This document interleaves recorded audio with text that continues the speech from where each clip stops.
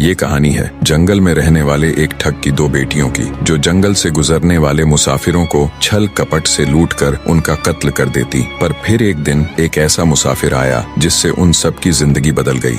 एक गुस्सैल राजा ने अपने पुत्र के किसी दोष के कारण उसे देश निकाला दे दिया। राजकुमार ने दुखी मन से अपने गुजारे के लिए 4 लाल और कुछ स्वर्ण भी अपने साथ ले लिए और भरे हृदय से अपने पिता का महल छोड़ दिया। चलते चलते वो जब शहर से कुछ दूर पहुंचा तो उसे एक साधु का आश्रम दिखाई दिया। राजकुमार उस साधु को दंडवत प्रणाम करके एक तरफ बैठ गया। जब साधु ने उसकी मायूस शक्ल और देह पर कीमती वस्त्र देखे तो साधु ने उससे पूछा, बच्चा तुम कौन हो और यहाँ कैसे आए? राजकुमार बोला, महाराज मैं राजा चंद्रगुप्त का पुत्र महेंद्रगुप्त हूँ। मुझे मेरे पिता ने देश निकाला दे दिया है, इसीलिए मैं परदेश जा रहा हूँ। रास्ते में आपका आश्रम दिखाई दिया तो मेरे मन में आया कि आपके भी दर्शन करता चलूं। साधु ने महेंद्रगुप्त की बात सुनकर कहा, वत्स तुम नेक इंसान हो और परदेश जा रहे हो, इसलिए मैं तुम्हें 4 बातें बताता हूँ। तुम उन बातों पर अमल करना। परदेश में ये बातें तुम्हारे अवश्य ही काम आएंगी। पहली यह कि परदेश में एक से भले 2 होते हैं। दूसरी यह कि परदेश में दूसरे के हाथ का बना खाना मत खाना। अगर खाना भी पड़े तो पहले किसी जानवर को खिला देना।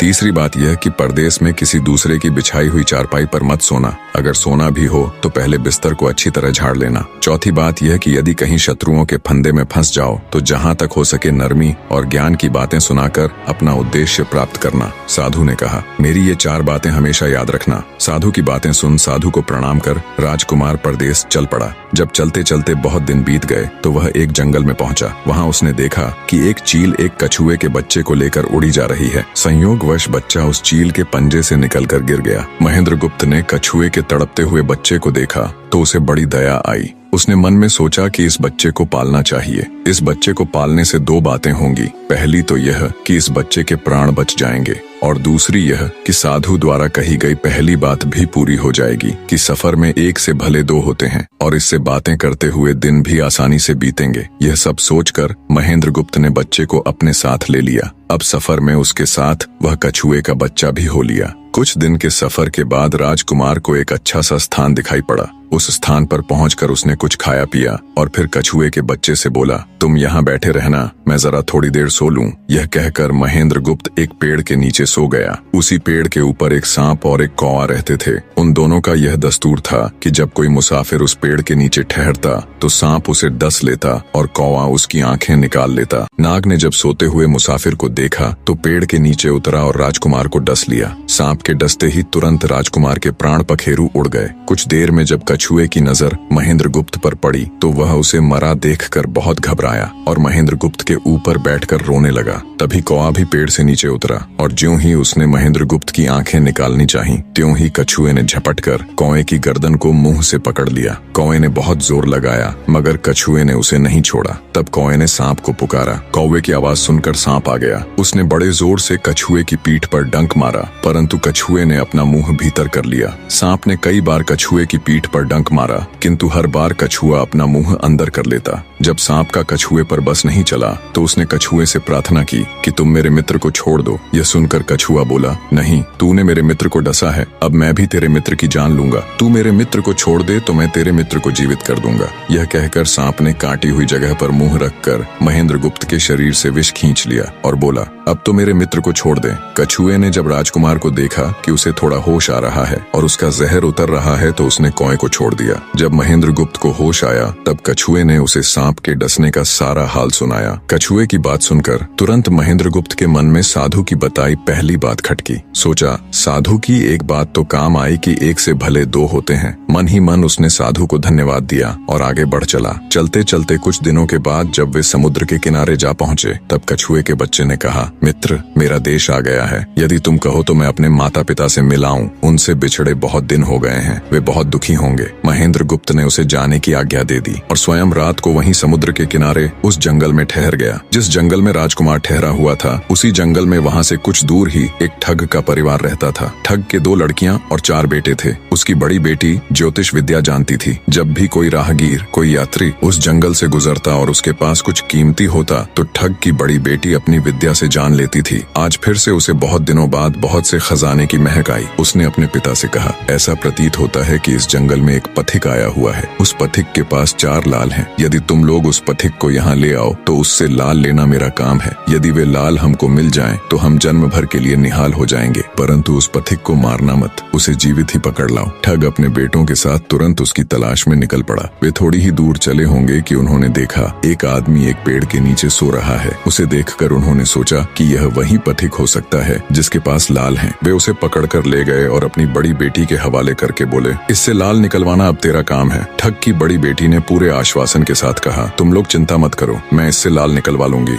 ठग की छोटी बेटी ने जब महेंद्रगुप्त को देखा तो वह दिलोजान से उस पर मोहित हो गई। पहली ही नजर में वो अपना दिल उस नौजवान राजकुमार को दे बैठी। भाइयों के डर से कुछ कह तो न सकी, लेकिन मन ही मन उसको बचाने की युक्ति सोचने लगी। कुछ देर बाद ठग की बड़ी बेटी ने खाना बनाया और उसमें जहर मिला दिया। वही खाना उसने महेंद्रगुप्त को परोस दिया। जब थाली महेंद्रगुप्त के सामने आई तो उसने खाने के लिए निवाला तोड़ जैसे ही उसे खाने को हुआ, तभी उसे साधु की कही गई दूसरी बात याद आई। उसने थाली में से थोड़ा सा भोजन निकालकर कुत्ते के सामने डाल दिया। जैसे ही उस खाने को कुत्ते ने खाया वो तुरंत मर गया। यह देखकर महेंद्रगुप्त ने भोजन नहीं किया। उसने अपने मन में सोचा कि साधु की दूसरी बात भी काम आई। अपनी इस चाल को असफल होते देखकर ठग की बड़ी बेटी को गुस्सा तो बहुत आया, पर वो अपने गुस्से को अंदर ही अंदर पी गई। उसने महेंद्रगुप्त के सोने के लिए पलंग तैयार करवाया और उससे कहा, जाओ पथिक, ऊपर के कमरे में तुम्हारे लिए पलंग तैयार करवा दिया है, अब तुम आराम करो। कई दिनों की सफर की यात्रा के कारण थका हुआ राजकुमार जब ऊपर आया तो उसे बढ़िया धुली हुई चादर पलंग पर बिछी हुई दिखाई दी। सोचा जो हुआ सो हुआ, कई दिनों के बाद चैन की नींद तो सोने को मिलेगी। वो जैसी ही पलंग पर बैठने को हुआ तो उसे साधु की तीसरी बात याद आई कि परदेश में हमेशा बिस्तर को झाड़कर सोना। जैसे ही उसने बिस्तर को झाड़ा तो उसके होश उड़ गए। वो बिस्तर एक कच्चे सूत से तैयार किया गया था जिसके नीचे आग का कुआं था। महेंद्रगुप्त ने देखा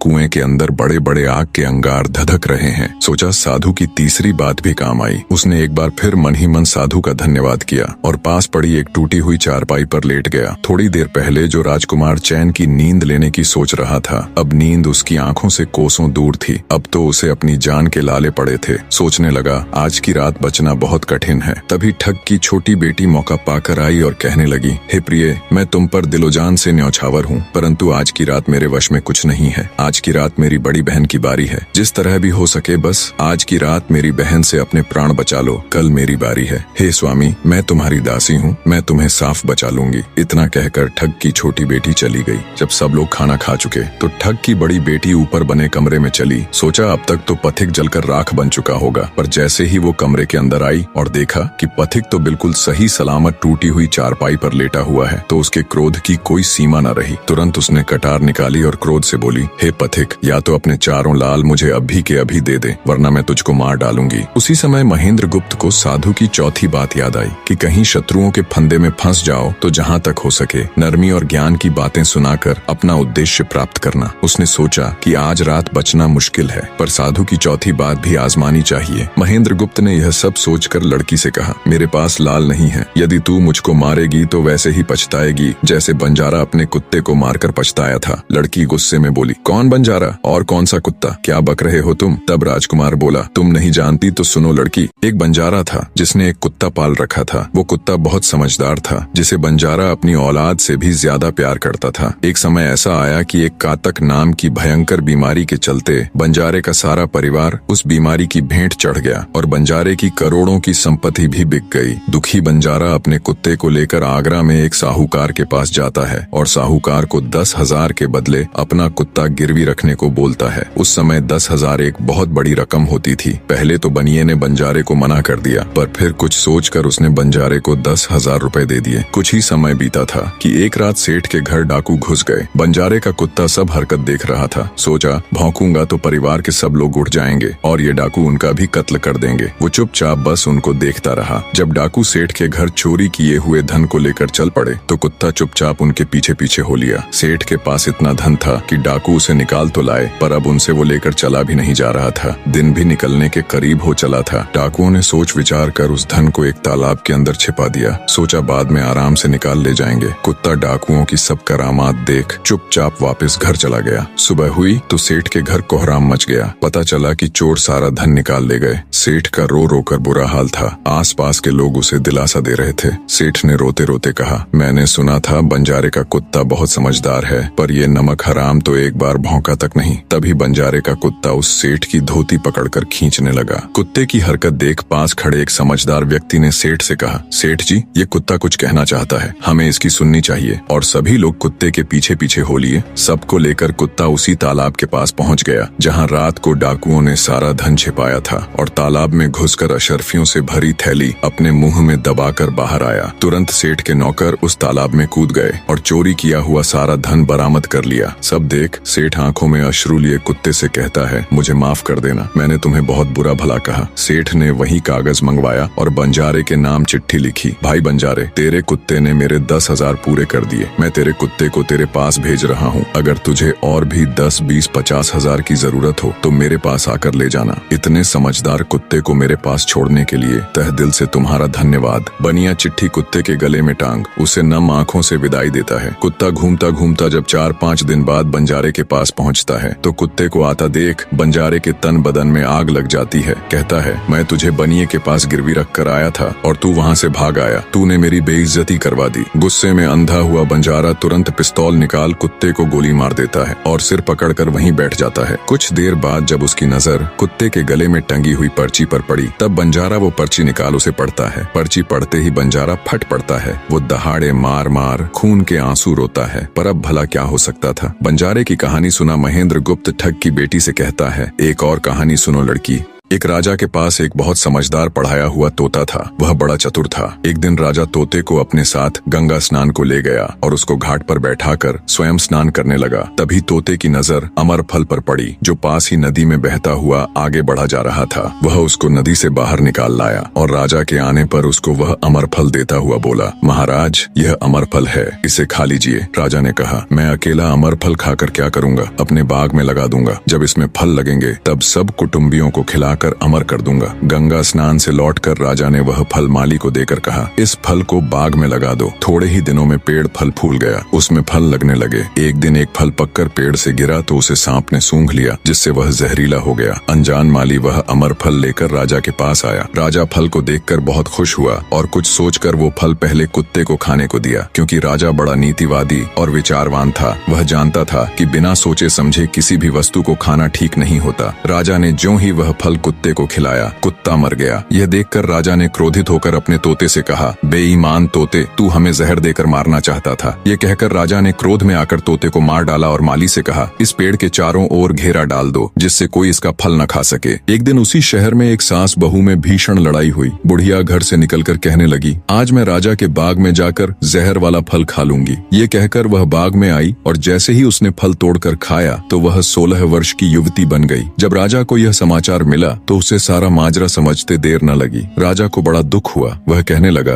वास्तव में यह अमर फल ही है, मैंने व्यर्थ ही इतने समझदार तोते को मार डाला। इतनी दास्तान कहते कहते सवेरा हो गया। तब ठग की बेटी ने महेंद्र गुप्त से कहा, आज तो तूने मुझे बातों में लगाकर अपनी जान बचा ली, परंतु आज रात मेरी छोटी बहन की बारी है, वो तुझे हरगिज जीवित न छोड़ेगी। जब ठग की छोटी बेटी को पता चला कि महेंद्र गुप्त जिंदा और बिल्कुल सही सलामत है तो उसकी खुशी का ठिकाना न रहा। अपनी बहन को दिखाने के लिए ऊपरी मन से बोली, तुम निश्चित रहो बहन, मैं आज इससे लाल लिए बगैर छोड़ने वाली नहीं हूँ। दिन बीता और रात हुई। तब ठग की छोटी बेटी महेंद्र गुप्त के पास गई और बोली, भगवान का शुक्र है जो तुमने चालाकी से अपनी जान बचा ली। महेंद्र गुप्त बोला, तुम सब ऐसा क्यों करते हो? तब ठग की छोटी बेटी बोली, हमारी तो यही रीति है कि मेरे भाई और बाप मुसाफिरों को पकड़कर लाते हैं और हम बहनें अपनी चालाकी से उनसे माल हथिया कर उन्हें मार डालती हैं। फिर वह बोली, पर तुम चिंता मत करो, अब मेरी बारी है और मैं तो दिलो जान से तुम्हारी दासी हूँ, तुम्हें जैसा समझ पड़े वैसा ही करो। यह सुनकर महेंद्र गुप्त बोला, प्रिय, तुम भी मुझे देखते ही पसंद आ गई थी। दिल करता है कि हर पल तुम्हारे पास ही रहूं। तुम अपनी बड़ी बहन की तरह नहीं हो, तुम एक नेक दिल औरत हो, तुमसे मेरा कुछ भी छिपा हुआ नहीं है। उसकी बात सुनकर ठग की बेटी ने कहा, तुम कहते हो कि मुझसे कुछ भी छिपा नहीं है, तो फिर वे लाल कहाँ हैं? महेंद्र गुप्त ने कहा, वो चारों लाल मेरी जांघ में हैं, अगर तुम निकालना चाहो तो निकाल लो। राजकुमार की बात सुन ठग की छोटी बेटी बोली, प्यारे वो लाल तुम्हें ही मुबारक हो। मैं तो तुम्हारी दासी हूँ, तुम्हारे दर्शनों की प्यासी हूँ, मुझे तुम्हारे सिवाय और कुछ नहीं चाहिए। ये सुन महेंद्र गुप्त बोला, जो कुछ तुमने कहा है वह तो सब ठीक है, लेकिन ये प्यार और प्रेम की बातें सब धरी रह जाएंगी जब हमारे शरीर में प्राण ही नहीं रहेंगे, क्योंकि जब तुम्हारे बाप और भाइयों को इसका पता लगेगा तो हम दोनों की खैर नहीं। तब ठग की बेटी बोली, तुम चिंता मत करो, मेरे पास इसका भी उपाय है। आज रात को सबके सोने के बाद हम यहाँ से भाग चलेंगे और कहीं बहुत दूर रहेंगे जहाँ कभी मेरे भाई और बाप पहुँच न सके। महेंद्र गुप्त बोला, पर ये सब होगा कैसे? बोली, यहाँ से निकलने का एक ही उपाय है। मेरे पिता के पास 2 ऊँटनियाँ हैं, उनमें से एक तो दिन भर में 60 कोस चलती है और दूसरी दिन भर में 100 कोस चलती है। तुम उनमें से बड़ी वाली को खोल लाना, तब तक मैं हम दोनों के लिए कुछ धन बांध कर रख लूंगी। जब आधी रात हुई तब महेंद्र गुप्त ऊँटनी को खोलने चला गया। महेंद्र गुप्त ऊँटनी ले तो आया, मगर जल्दबाजी के कारण वह बड़ी के स्थान पर छोटी को ले आया। ठग की बेटी बहुत सा माल लेकर ऊँटनी पर बैठ गई और दोनों चल दिए। ऊँटनी जब चलते चलते 60 कोस पहुंची तो जंगल में रुककर खड़ी हो गई। बीच जंगल में ऊँटनी को खड़ी देखकर महेंद्र गुप्त और ठग की बेटी के होश उड़ गए। ठग की बेटी बोली, अनर्थ हो गया, तुम रात के अंधेरे में बड़ी ऊँटनी की जगह छोटी को ले आए। मेरे पिता और भाई आते ही होंगे, वो हमें नहीं छोड़ेंगे। इधर जब सवेरा हुआ तो ठग ने देखा कि उसकी बेटी और मुसाफिर दोनों गायब हैं। उसने सोचा कि निसंदेह वह बदमाश मेरी बेटी को भगा ले गया है। तबेले में जाकर देखा तो पाया कि छोटी ऊँटनी गायब है और बड़ी वहीं है। सोचा ज्यादा दूर नहीं गए होंगे और ऊँटनी पर सवार होकर उसने उसे तेजी से दौड़ा दिया। थोड़ी ही देर में जंगल में उस स्थान पर जा पहुंचा जहां महेंद्र गुप्त और उसकी बेटी ठहरे थे। महेंद्र गुप्त ने जब उसको आते देखा तो बहुत घबराया और कहने लगा, देखो तुम्हारा पिता आ रहा है, अब उससे प्राण कैसे बचेंगे? लड़की ने कहा, घबराओ मत और जो मैं कहती हूँ उसे ध्यान से सुनो। जाओ, जाकर उस पेड़ पर चढ़ जाओ। जब मेरा बाप तुम्हें पकड़ने के लिए आएगा और पेड़ पर चढ़ेगा तो मैं चुपके से बड़े वाली ऊँटनी पर चढ़कर उसको तुम्हारी डाल के नीचे खड़ा कर दूंगी। तुम कूद कर उस पर बैठ जाना, इस प्रकार हम दोनों बचकर साफ निकल जाएंगे। यह सुनकर महेंद्र गुप्त तुरंत पेड़ पर चढ़ गया। तब तक ठग भी वहां आ पहुंचा। पिता को देख उसकी बेटी ने फंड करते हुए कहा,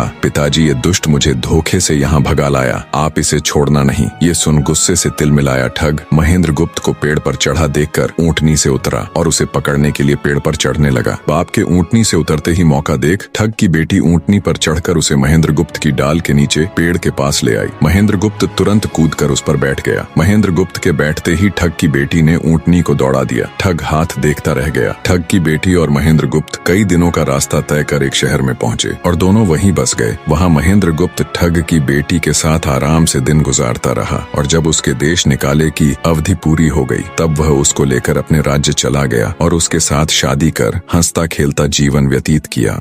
निष्कर्ष, महेंद्र गुप्त और ठग की बेटी की यह कथा हमें यह सिखाती है कि प्रेम और विश्वास का बंधन सबसे मजबूत होता है। जब बुद्धिमत्ता, धैर्य और निस्वार्थ प्रेम मिलते हैं तो असंभव को भी संभव बनाया जा सकता है। जीवन में चाहे कितनी भी कठिन परिस्थितियां क्यों न आए, सही निर्णय, संयम और परस्पर विश्वास हमें हर संकट से बाहर निकाल सकते हैं।